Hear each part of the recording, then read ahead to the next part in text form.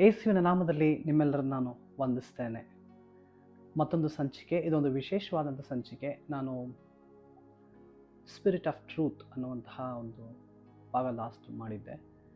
ಅದರ ನಂತರ spirit of truth ಭಾಗ 2 ಮಾಡಬೇಕಾಗಿತ್ತು. ಆದರೆ ಭಾಳ ಡೀಟೇಲಾಗಿ ಎಕ್ಸ್ಪ್ಲೈನ್ ಮಾಡುವಂಥ ಕೆಲವೊಂದು ಅಂಶಗಳಿರೋದ್ರಿಂದ ಅದನ್ನು ಸಮಯ ತೆಗೆದುಕೊಂಡು ಮಾಡೋದಕ್ಕಾಗಿ ಅದನ್ನು ಇಟ್ಟಿದ್ದೇನೆ. ಹಾಗಾಗಿ ಅದನ್ನು ಗಮನದಲ್ಲಿ ಇಟ್ಕೊಳ್ಳಿ. Spirit of truth part 2 will come as soon as possible. ಅದಕ್ಕಾಗಿ ವೆಯ್ಟ್ ಮಾಡಿ. ಆದರೆ ಇದೊಂದು ವಿಶೇಷವಾದಂಥ ಸಂಚಿಕೆ. ಕಳೆದ ವರ್ಷ ನಾನು ಫುಲ್ಲಿ ಕನೆಕ್ಟೆಡ್ ಮ್ಯಾರೇಜ್, ಪೂರ್ಣ ಸಂಪರ್ಕಿತ ವಿವಾಹ ಅನ್ನುವಂಥ ಒಂದು ಸೀರೀಸನ್ನಲ್ಲಿ ಒಂದು 7 ಎಪಿಸೋಡ್ಗಳನ್ನ ನಾನು ಮಾಡಿದ್ದೇನೆ. ಒಂದು ವೇಳೆ ನೀವು ನೋಡದೇ ಇದ್ದರೆ ಅದನ್ನು ನೀವು ನಮ್ಮ ಚಾನಲಲ್ಲಿ ಪ್ಲೇ ಲಿಸ್ಟಲ್ಲಿ ಹೋಗಿ ನೋಡೋದಾದರೆ ಇರ್ತದೆ. Last year I did fully connected marriage series in episode little portion in Kannada, little portion in English. Ivaga how I speaking now, what I spoken in Kannada, I'm just telling in English. Same way the episodes will be like that. So there are 7 episodes. The 7th episode, part 1, part 2 is also there. So you can watch. That will be very blessing to your marriage. So that time I missed one important topic in a fully connected marriage. I'm going to address that important topic. ಆ ಒಂದು ಎಪಿಸೋಡಲ್ಲಿ ಒಂದು ಬಹಳ ಮುಖ್ಯವಾದಂತಹ ಒಂದು ಸಂಗತಿಯನ್ನು ಮಾತಾಡಬೇಕಾಗಿತ್ತು. ಅದನ್ನಲ್ಲಿ ಮಾತಾಡಿಲ್ಲ. ಆದರೆ ಅದರ ಬಗ್ಗೆ ಯೋಚನೆ ಮಾಡ್ತಾ ಇದ್ದೆ. ಆ್ಯಕ್ಚುಲಿ ನನ್ನ ಹೆಂಡತಿಯೊಂದಿಗೆ ಮಾಡಬೇಕು ಅನ್ನೋ ಒಂದು ಆಸೆ ಇತ್ತು, ಆದರೆ ನನಗೆ ಸಮಯಗಳು ಸಿಗ್ತಾಯಿಲ್ಲ. ಸೊ ಇಷ್ಟು ಹೇಳಿದಾಗ ನಿಮಗೆ ಒಂದು ಅಂಡರ್ಸ್ಟ್ಯಾಂಡಿಂಗ್ ಇದ್ದಿರ್ಬೋದು ಅನಿಸುತ್ತೆ ಯಾವುದ್ರ ಬಗ್ಗೆ ಮಾತಾಡ್ತಾ ಇದ್ದೀನಿ ಅಂತ. ಓಕೆ, ಒಂದು ವೇಳೆ ನೀವು 18 ವಯಸ್ಸಿಗೆ ಕೆಳಗಿರುವಂತಹ ವ್ಯಕ್ತಿಗಳಾಗಿರೋದಾದರೆ, ಮಕ್ಕಳಾಗಿದ್ದರೆ, ನಿಮ್ಮ ಪೋಷಕರ ಒಂದು ಅಕೌಂಟಲ್ಲಿ ನೀವು ವಿಡಿಯೋನ ಯೂಟ್ಯೂಬ್ನ ನೋಡ್ತಾ ಇದ್ದ ಆದರೆ ಈ ವಿಡಿಯೋ ನಿಮಗಲ್ಲ. ಹಾಗಾಗಿ ಇದನ್ನು ಕ್ಲೋಸ್ ಮಾಡಿ ದೊಡ್ಡವ್ರ ಹತ್ರ ಕೊಟ್ಬಿಡಿ. If you are watching, if your age is under 18, this is not for you. This video is for the people those who are 18+. ಓಕೆನಾ? This video specially for the married couple. But if you are 18+, you can listen because this is very beneficial for your future. Anyhow, ಇಷ್ಟೆಲ್ಲ ಮಾತಾಡಿದ್ಮೇಲೆ ನಿಮಗೆ ಒಂದು clue ಸಿಕ್ಕಿರುತ್ತೆ ಯಾವುದ್ರ ಬಗ್ಗೆ ಮಾತಾಡ್ತಾ ಇದ್ದೀನಿ ಅಂತ. ಲೈಂಗಿಕತೆ. I am talking today about the sex inside the marriage, sex with in the covenantal relationship. Okay, so sex ಅನ್ನೋದ್ರ ಬಗ್ಗೆ ಮಾತಾಡ್ತಿದ್ದೇನೆ. ನೀವು ಯಾವುದೇ ಸ್ಥಳದಲ್ಲಿ ನೋಡಿ, ಈ 2 ಶಬ್ದಕ್ಕೆ ಬಹಳ ಜನರನ್ನು ಆಕರ್ಷಣೆ ಮಾಡುವಂತಹ ಒಂದು ಶಕ್ತಿ ಇದೆ. I'm going to say these 2 words. These 2 words has such a power to grasp the people's attention. ನಾನು ಇದನ್ನು ಬಹಳ ಸತಿ ನೋಡಿದ್ದೇನೆ. ಒಂದು ಲವ್, ಇನ್ನೊಂದು ಸೆಕ್ಸ್. ಈ 2 ವಿಷಯ ಹೇಳಿದಾಗ ಯಾವುದೋ ಒಂದು ವಿಧದಲ್ಲಿ ಇರುವಂಥ ಎಲ್ಲ ಜನರ ಒಂದು ಆಕರ್ಷಣೆ ಆ ಪದವನ್ನು ಉಚ್ಚರಿಸುವಂತಹ ವ್ಯಕ್ತಿ ಮೇಲೆ ಬೀಳ್ತದೆ. Because it's very important. ಇದು ಬಹಳ ಬಹಳ ಮುಖ್ಯವಾದಂತಹ ಒಂದು ವಿಷಯ. ದೇವರು ಪ್ರೀತಿಯಾಗೇ ಇದ್ದಾನೆ. ಸೊ ಪ್ರೀತಿ ಇಲ್ಲದೆ ಏನಿಲ್ಲ. ಮನುಷ್ಯ ಒಂದು ಪ್ರೀತಿಗಾಗಿ ಸೃಷ್ಟಿ ಮಾಡಲ್ಪಟ್ಟಂತಹ ಪ್ರೀತಿಗಾಗಿ ಸೃಷ್ಟಿ ಮಾಡಲ್ಪಟ್ಟು, ಸಂಪರ್ಕಕ್ಕಾಗಿ ಸೃಷ್ಟಿ ಮಾಡಲ್ಪಟ್ಟು.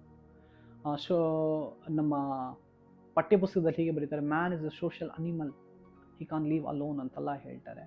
He's not an animal. He created in the image of God because God is love. So he's created in the image of God. So the humans also in the image of God. So ಹಾಗಾಗಿ ದೇವರು ಪ್ರೀತಿಯಾಗಿರೋ ಪ್ರಕಾರವೇ ನಾವು ನೀವು ಸಹ ಪ್ರೀತಿಯಾಗಿ ಇದ್ದೇವೆ. ನನ್ನ previous ಎಪಿಸೋಡ್ಗಳನ್ನ ನೋಡಿದ್ರೆ ನೀವು ಅರ್ಥ ಆಗುತ್ತೆ. ತಂದೆ, ಮಗ, ಪವಿತ್ರಾತ್ಮರು 3 ವ್ಯಕ್ತಿತ್ವವುಳ್ಳಂತಹ ವ್ಯಕ್ತಿಗಳು. ಅವರು ಒಬ್ಬರಲ್ಲಿ ಒಬ್ಬರಾಗಿದ್ದಾರೆ. ತಂದೆ ಮಗನಲ್ಲಿ ಪವಿತ್ರಾತ್ಮನ ಮೂಲಕ ಒಂದಾಗಿದ್ದಾರೆ. ತಂದೆಗೂ ಮಗನಿಗೂ ಪವಿತ್ರಾತ್ಮನ ಮೂಲಕ ಇರುವಂಥ ಸಂಬಂಧ ಒಂದು ಬಹಳ ಅದ್ಭುತವಾದಂಥ ಸಂಬಂಧ. They are intertwined each other. ಬಹಳ ಒಂದು ನಿಕಟವಾದಂಥ ಸಂಬಂಧ.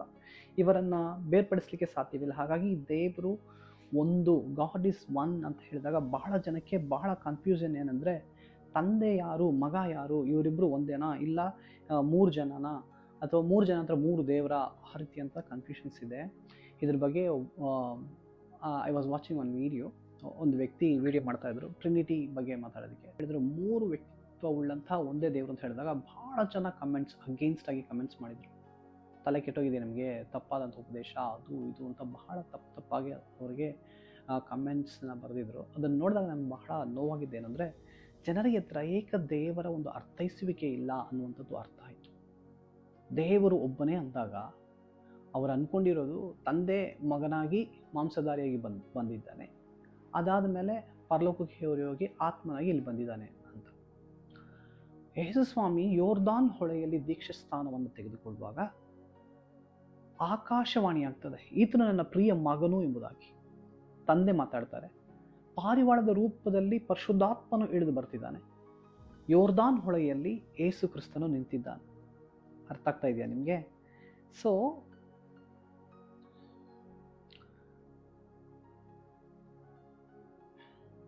ಯೋರ್ದಾನ್ ಹೊಳೆಯಲ್ಲಿ, in the river of Jordan,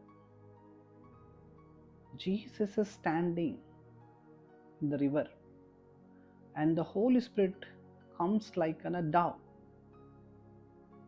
and the Father's voice is above and Jesus is here. ಮೂವರು ವ್ಯಕ್ತಿಗಳನ್ನು ಕಾಣ್ತೇವೆ. ಈ ಒಂದು ದೇವರ ಕುರಿತಾದಂಥ ಅರ್ಥೈಸುವಿಕೆ ಇದೆಲ್ಲ ಜೀವನದ ಅನೇಕ ಪ್ರಶ್ನೆಗಳಿಗೆ ಉತ್ತರವನ್ನು ಕೊಡುತ್ತದೆ. ಮಾತ್ರವಲ್ಲ, ನಮ್ಮ ಜೀವಿತವನ್ನು ಬಹಳ ಸುಂದರಗೊಳಿಸ್ತದೆ, ಜೀವಿತ ಅದ್ಭುತವಾಗಿರ್ತದೆ. ಸೊ ಇದರ ಒಂದು ಚಿಕ್ಕ ಚಿತ್ರವನ್ನು ನಾನು ಬರೀತೇನೆ. ಒಂದು ಇವರ ಐಕ್ಯತೆ ಬಗ್ಗೆ ಒಂದು ಸಣ್ಣದಾಗಿ ನಾನು ಹೇಳಿ ಅದರ ನಂತರ ನಾವು ಮುಂದೆ ಬರೆಯೋಣ. ಇವರು ತಂದೆ, ಮಗ, ಪವಿತ್ರಾತ್ಮರು.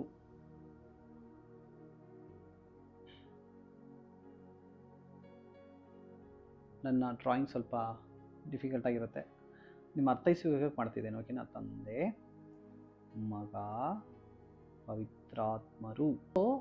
ತಂದೆ ಮಗನಲ್ಲಿ, ಮಗನು ತಂದೆಯಲ್ಲಿ ಪವಿತ್ರಾತ್ಮರ ಮೂಲಕ ಅನ್ಯೋನ್ಯವಾಗಿದ್ದಾರೆ.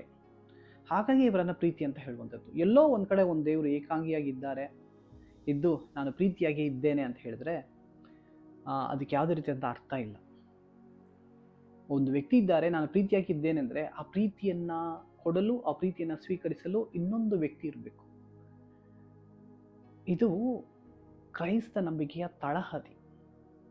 ನಮ್ಮ ಕಥೋಲಿಕ ಸಭೆಯ ಫೌಂಡೇಶನಲ್ ಟೀಚಿಂಗ್ಸನ್ನು ನೀವು ಕೇಳೋದಾದರೆ ಅವರಲ್ಲಿ ಅನೇಕ ಬೇಡವಾದಂಥ ಸಂಪ್ರದಾಯಗಳು ಇರಬಹುದು. ಕೆಲವೊಂದು ವಿಷಯಗಳನ್ನು ಇದು ಸತ್ಯವೇದಕ್ಕೆ ವಿರುದ್ಧವಾದದ್ದು ಹೇಳಿ ಒಂದು ಪ್ರೊಟೆಸ್ಟೆಂಟ್ ಮೂವ್ ಆಗಿ ನಾವು ಹೊರಗಡೆ ಬಂದ್ವಿ. ಆದರೆ ತಳಹದಿ, ದ ಫೌಂಡೇಶನಲ್ ಟೀಚಿಂಗ್ಸನ್ನು ನೀವು ಕೇಳೋದಾದರೆ ಅವ್ರು ಹೇಳ್ತಾರೆ, ಅಂತೋಣಿಯವರ ಬಳಿ ಹೋಗಿ ನಾವು ಪ್ರಾರ್ಥಿಸಿ ಅಂತ ಕೇಳಬಹುದು, ಮಾತೆ ಮರಿಯಮ್ಮನವರ ಹತ್ರ ಹೋಗಿ ನಾವು ಪ್ರಾರ್ಥಿಸಿ ಅಂತ ಕೇಳಬಹುದು, ಅಥವಾ ಅನೇಕ ಸಂತರ ಬಳಿ ಹೋಗಿ ನಾವು ನಮಗೋಸ್ಕರ ಪ್ರಾರ್ಥಿಸಿ ಅಂತ ಕೇಳ್ಬೋದೇ ಹೊರತು ಅವರಿಗೆ ನಾವು ದೇವರ ಸ್ಥಾನವನ್ನು ಕೊಟ್ಟಿಲ್ಲ, ಅವರನ್ನು ದೇವರ ಬದಲಾಗಿ ಕರಿತಿಲ್ಲ, ಅವರ ಬಳಿ ನಮಗೆ ಸೌಖ್ಯವನ್ನು ಕೊಡಿ ಅಂತ ಕೇಳ್ತಿಲ್ಲ. ಆದರೆ ನಾವು ಏನು ಮಾಡ್ತಿದ್ದೀವಿ ಅಂದರೆ ಅವ್ರ ಹತ್ರ ಹೋಗಿ ಯೇಸುವಿನ ಬಳಿ ಪ್ರಾರ್ಥಿಸ್ಕೊಳ್ಳಿ ಅಂತ ಹೇಳ್ತಾರೆ. ಆ ಒಂದು ವಿಷಯದ ಬಗ್ಗೆ ಇನ್ನೊಂದು ದಿವಸ ಮಾತಾಡ್ತೇನೆ, ಅದು ಸತ್ಯವೇದದ ಪ್ರಕಾರ ಸರಿಯಲ್ಲ, ಏನೇ ಹೇಳಿ. ಆದರೆ ಇಲ್ಲಿ ನಾನು ಹೇಳುವಂಥ ವಿಷಯ ಏನು ಹೇಳ್ತಾರೆ ಅಂದರೆ, ನಾವು ನಂಬುವಂಥದ್ದು ತ್ರಯೇಕ ದೇವರು. We believe in the Trinity god. Saints are not God and angels are not God. We believe in the triune God, Father, Son and the Holy Spirit ಅಂತ ಹೇಳ್ತಾರೆ. ಮೂವರು ವ್ಯಕ್ತಿತ್ವ ಉಳ್ಳಂತಹ ಒಂದೇ ದೇವರನ್ನ ನಾವು ನಂಬ್ತೇವೆ ಅಂತ. ಅದೇ ಕ್ರೈಸ್ತ ನಂಬಿಕೆಯ ತಳಹದಿ. The foundation is Trinity, father, son and the Holy Spirit. ಯಾಕಪ್ಪ ಸೆಕ್ಸ್ ಬಗ್ಗೆ ಮಾತಾಡ್ಬಿಟ್ಟು ಇದ್ರ ಬಗ್ಗೆ ಮಾತಾಡ್ತಿದ್ಯಾ ಅಂತ ಹೇಳ್ತಿದ್ದೀರಲ್ಲ, ನಾವು ಯಾರು ಅನ್ನೋದನ್ನ ಅರ್ಥ ಮಾಡ್ಕೊಳ್ಬೇಕು. ನಾವು ಯಾರು ಅನ್ನೋದನ್ನ ಅರ್ಥ ಮಾಡ್ಕೊಳ್ಬೇಕಂದ್ರೆ ದೇವರು ಯಾರು ಅನ್ನೋದನ್ನ ಅರ್ಥ ಮಾಡ್ಕೊಳ್ಬೇಕು. ದೇವರು ಸಂಬಂಧವಾಗಿದ್ದಾನೆ. God is relational. Okay, when we say God is one, we are not saying one person or a numerical oneness. We are talking about the relational oneness.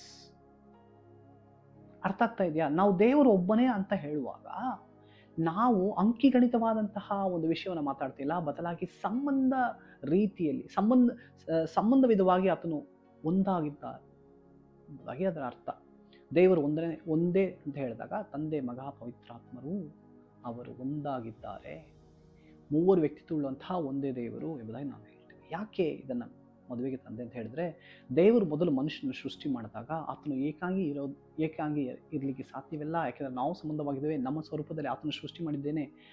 ಅವನು ಪ್ರೀತಿಯನ್ನು ತೋರಿಸುವುದಕ್ಕೂ ಪ್ರೀತಿಯನ್ನು ಪಡೆದುಕೊಳ್ಳುವುದಕ್ಕೂ ಒಂದು ವ್ಯಕ್ತಿ ಬೇಕು ಅಂತ ಹೇಳಿ ಸ್ತ್ರೀಯನ್ನು ಉಂಟು ಮಾಡಿ ಆತನಿಗೆ ಮದುವೆಯನ್ನು ಮಾಡ್ತಾರೆ. So God initiated the marriage in the garden of Eden. So what they are experiencing, the love and intimacy within each other. So God said you can experience this in your relationship. ನಾವು ಏನನ್ನ ಒಬ್ಬರೊಳಗೊಬ್ಬರು ನಾವು experience ಮಾಡ್ತಾ ಇದ್ದೇವೆ ಅದನ್ನು ನಿನ್ನ ಜೀವಿತದಲ್ಲಿ ಆ ಪ್ರೀತಿಯನ್ನು ಆರೈಕೆಯನ್ನು ನೀನೇನು ಮಾಡು, ಎಕ್ಸ್ಪೀರಿಯನ್ಸ್ ಮಾಡು ಅಂತ ಕೊಟ್ಟರು. ಪ್ರೀತಿಯಾಗಿದ್ದಾರಲ್ಲ, ಆ ಪ್ರೀತಿಯನ್ನು ಎಕ್ಸ್ಪೀರಿಯನ್ಸ್ ಮಾಡೋದಕ್ಕೆ ನಮಗೆ ಸಂಬಂಧವನ್ನು ಕೊಟ್ಟಿದ್ದಾರೆ. ಹಾಗಾಗಿ ನಾವು ಒಬ್ಬರಲ್ಲಿ, so how the three person are one, same like husband and wife are not two, they are one. They may have two bodies but they are one being. ಅದನ್ನೇ ಫಸ್ಟು, ಅದೇ ಮೊದಲ ಉದ್ದೇಶ, the purpose and unity. Okay, ಅದರ ಮೊದಲ ಉದ್ದೇಶ one flesh union. ಆದಿಕಾಂಡ 2:24 ಹೇಳ್ತದೆ, husband and wife become one flesh. Establish an emotional, spiritual and physical bond. Emotional, spiritual and physical bond. ಅರ್ಥ ಆಗ್ತಾ ಇದೆಯಾ? ಆತ್ಮಿಕವಾಗಿ, ದೈಹಿಕವಾಗಿ ಮತ್ತು ಭಾವನಾತ್ಮಕವಾಗಿ, ಮಾನಸಿಕವಾಗಿ. ಭಾವನಾತ್ಮಕ ಮಾನಸಿಕ ಎರಡೂ ಒಂದೇ.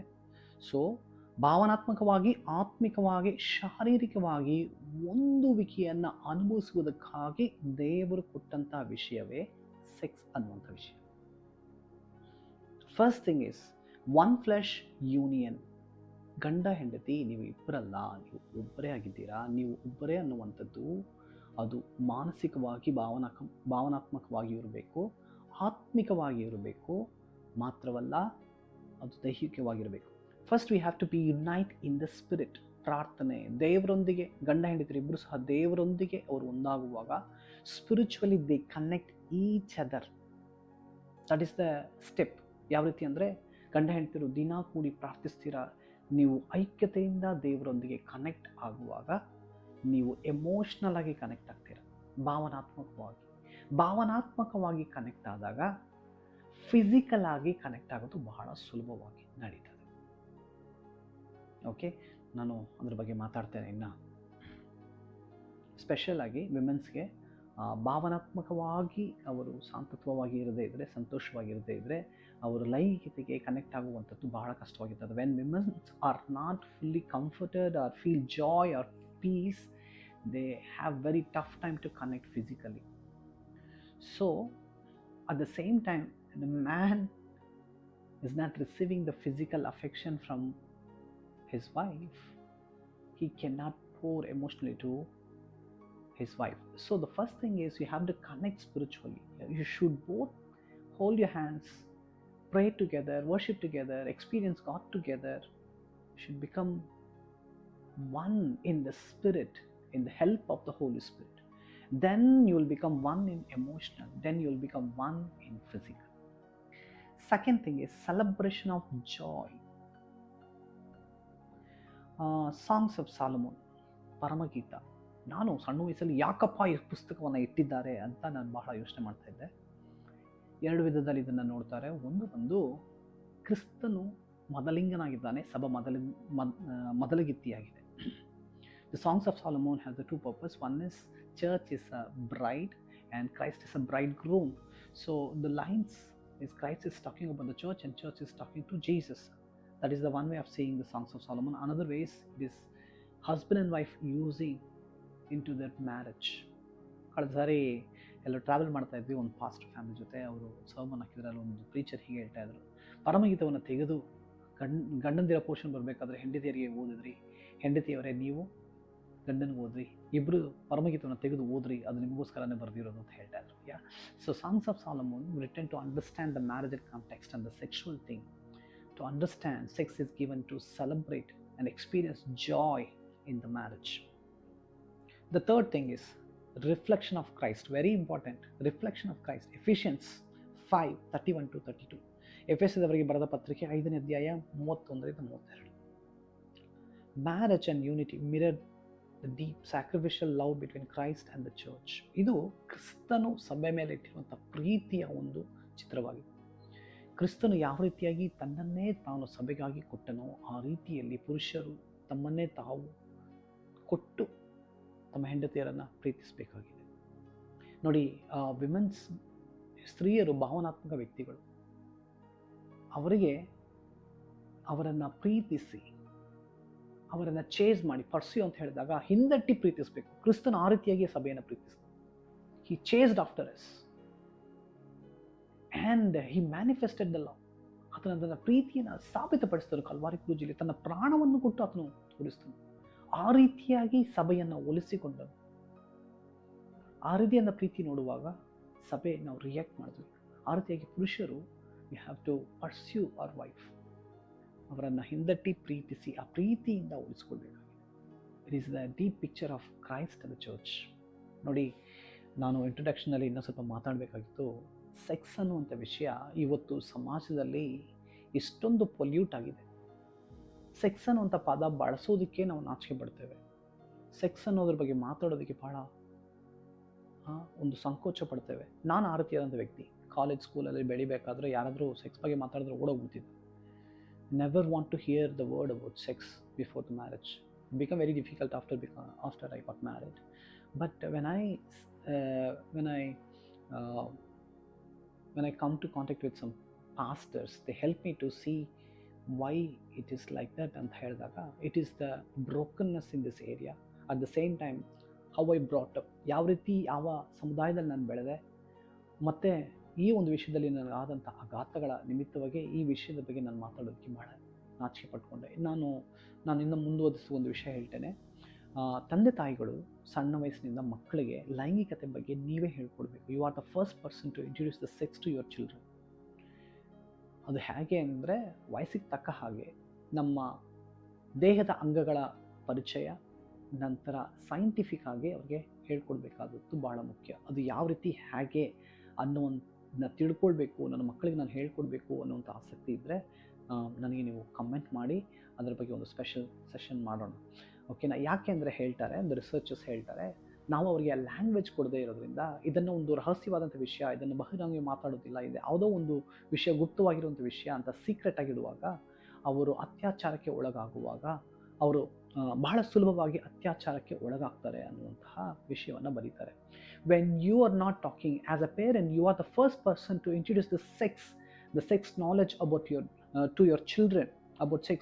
You are the first person to talk about sex to your children. When you are not doing that, when you keep this thing as a secret, or something should not speak openly, then the researcher says those kind of kids only easily fell into the sexual abuses anta heltare.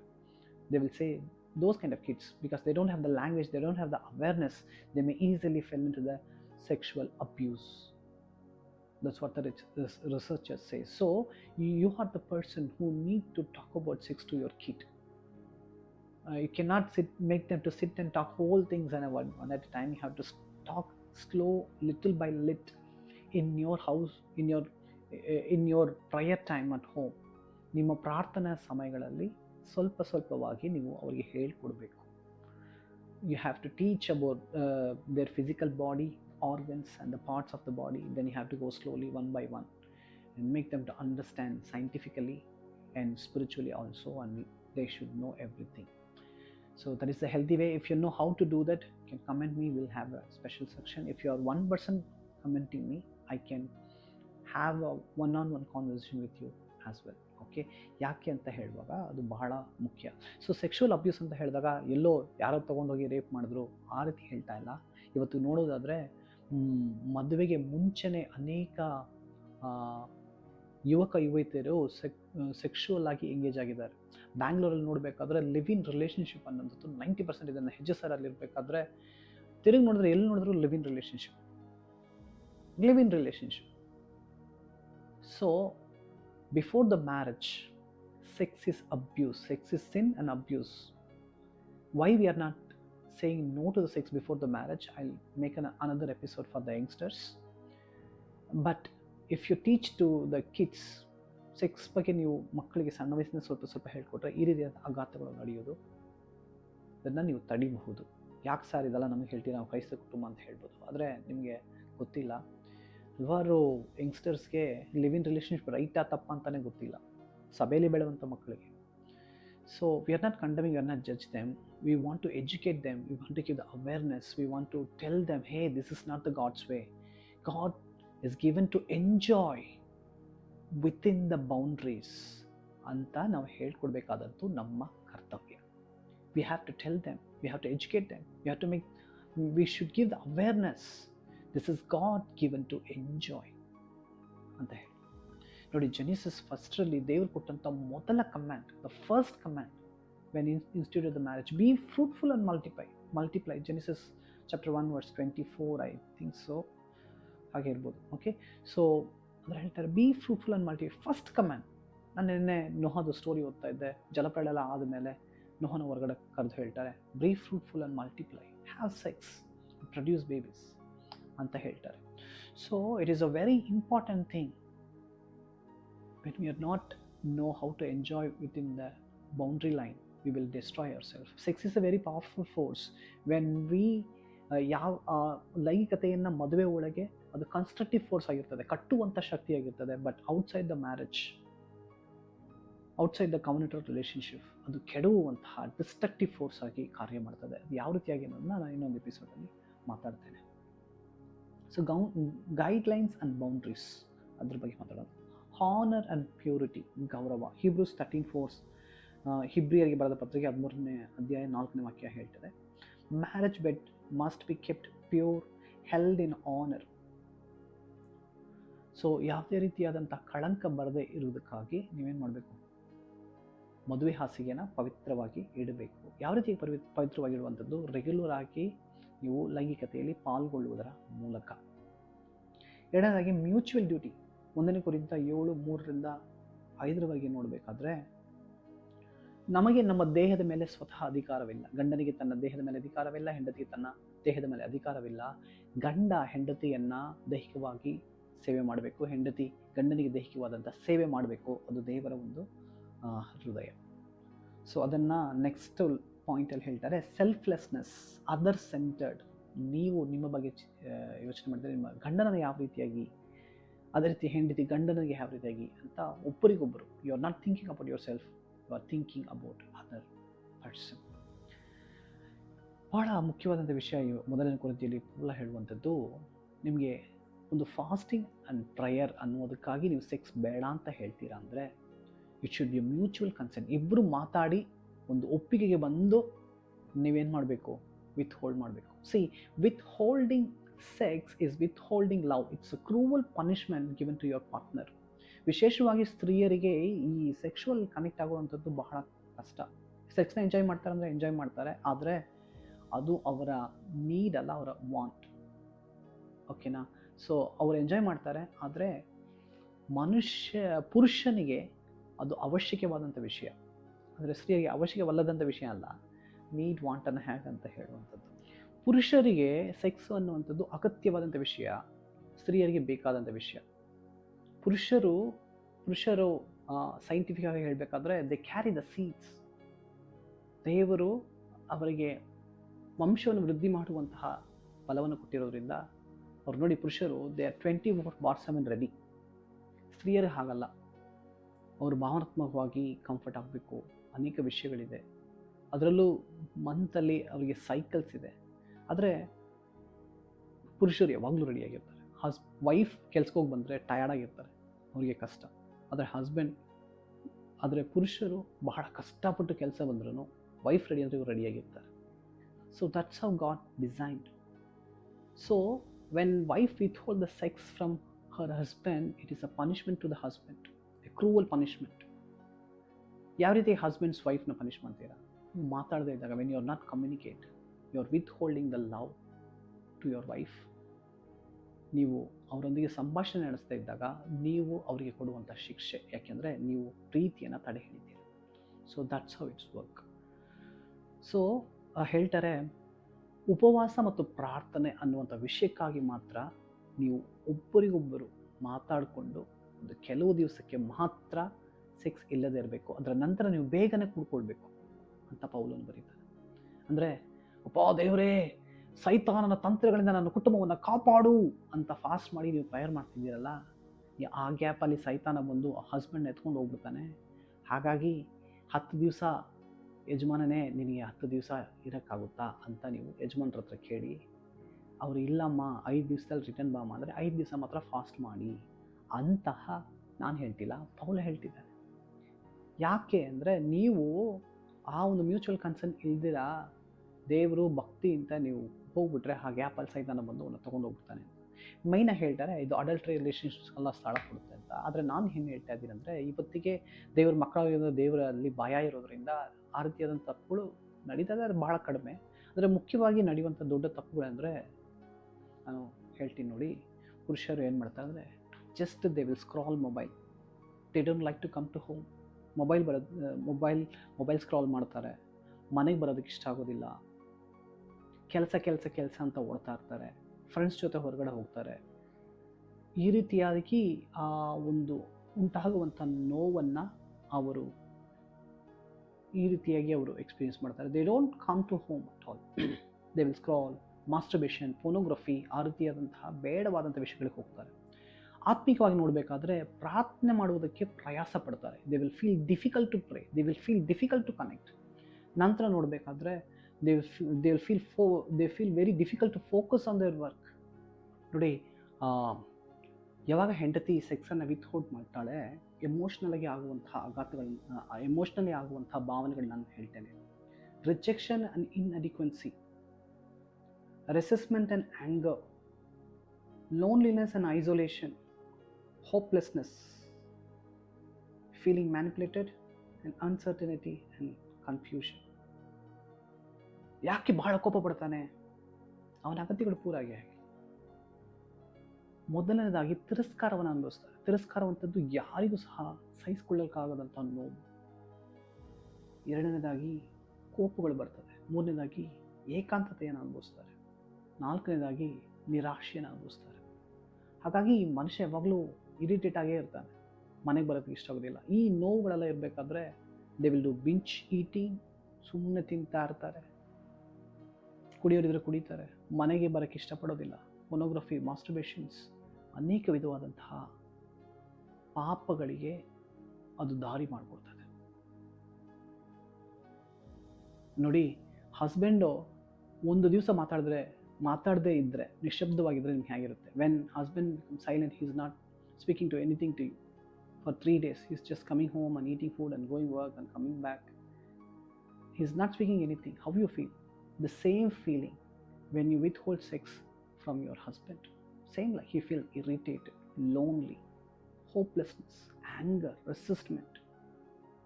ಎಷ್ಟೋ ಗಂಡಂದಿರು ನಿರಾಶೆಯಲ್ಲಿದ್ದಾರೆ. They feel rejected, ತಿರಸ್ಕಾರವನ್ನು ಅನುಭವಿಸ್ತಿದ್ದಾರೆ. Because months you are withholding the sex. ಅನೇಕ ದಿವಸಗಳಿಂದ ಸೆಕ್ಸನ್ನು withhold ಮಾಡ್ತಿದ್ದಾರೆ. But it is a spiritual, emotional and physical. My boy, physical, spiritual and emotional. So ನಾನು ಹೇಳಿದ ಪ್ರಕಾರ, ನಾನು ಹೇಳಿದ್ದನ್ನು ಅರ್ಥ ಮಾಡ್ಕೊಳ್ಳಿ. When you come to prayer in unity, your spiritual become one, and when you become spiritually one, you emotionally become one. When you emotionally become one, then you will physically become one.